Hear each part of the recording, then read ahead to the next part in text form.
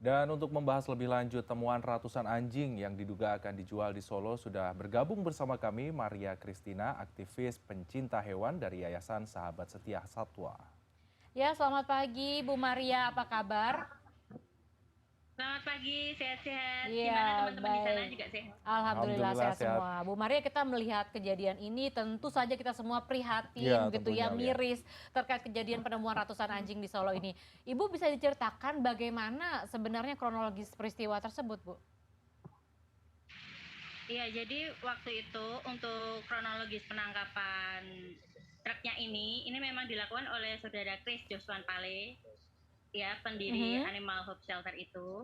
Lalu kami mendapatkan telepon untuk dibantukan karena waktu itu posisi truknya sudah mau kabur. Mhm. Nah, oleh yayasan kita bekerja sama kan dengan Polrestabes Semarang, kita langsung bergerak menuju ke TKP dan langsung mengadakan pengamanan sehingga truk langsung bisa dibawa ke Polrestabes Semarang.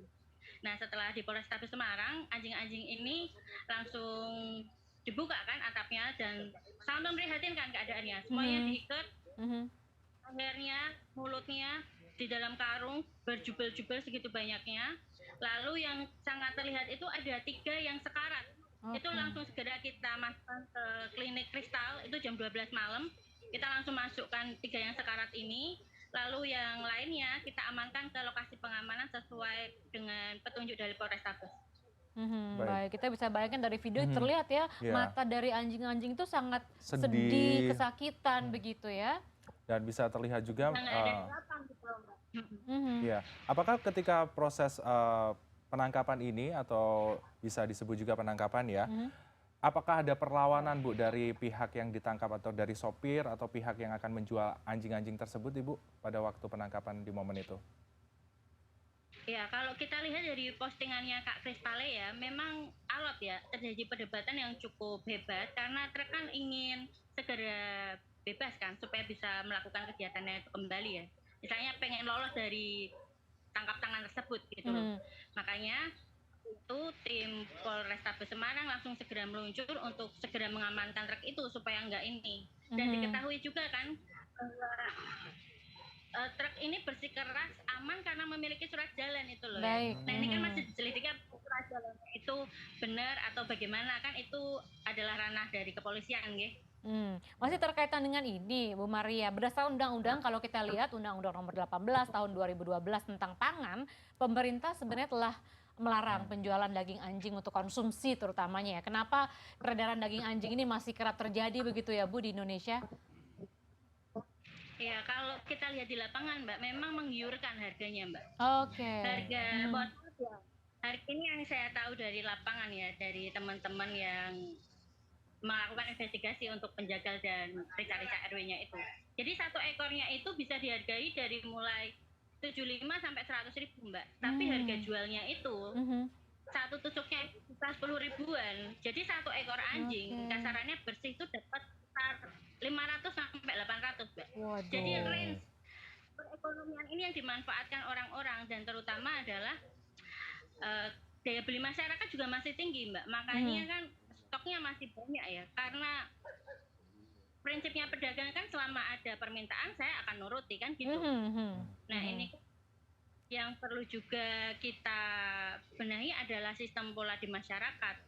Mereka yang mengatasnamakan, oh ini tradisi kok dari kelompok tertentu atau bagaimana pun itu, ini kayaknya harus segera diakhiri gitu loh, bahwa apa yang dilakukan penjagal-penjagal ini kejam gitu. Apakah nanti generasi kita akan terus menerus kayak gitu kan juga nggak bagus ya toh. Ya. Mhm. ya, saya sependapat dengan Ibu Maria. Tentunya ini harus ada tindakan lebih lanjut ya. Tapi kalau melihat di kota-kota besar ya Bu Maria dan juga Lia ini masih banyak hewan-hewan liar yang Betul. istilahnya dibiarkan liar begitu saja tidak terurus maksud kami. Menurut Ibu Maria sendiri, seharusnya seperti apa ya Bu penanganan dari hewan-hewan liar ini seperti anjing juga salah satunya?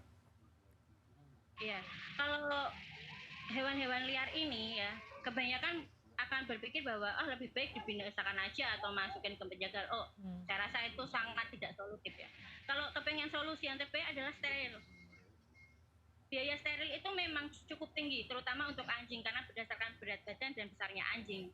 Nah, kalau misalnya nih pemerintah atau Pemda aja lah memberikan sedikit dari alokasi dananya mereka untuk memberikan program steril gratis, entah itu untuk kucing liar ataupun anjing liar, saya rasa itu akan menekan populasi-populasi yang liar, sehingga tidak ada lagi yang disebut hama-hama di masyarakat gitu. Mhm. Nah, ini kan yang perlu garis bawahi ya, bahwa program steril binatang-binatang ini kan nggak bisa berdiri sendiri para aktivis ya kan. Kita dana pasti sangat terbatas, belum untuk kebutuhan kesehatan yang lain-lain gitu.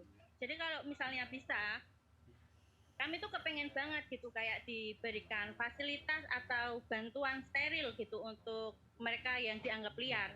Yang di Mhm. pasar-pasar itu kan banyak sekali juga.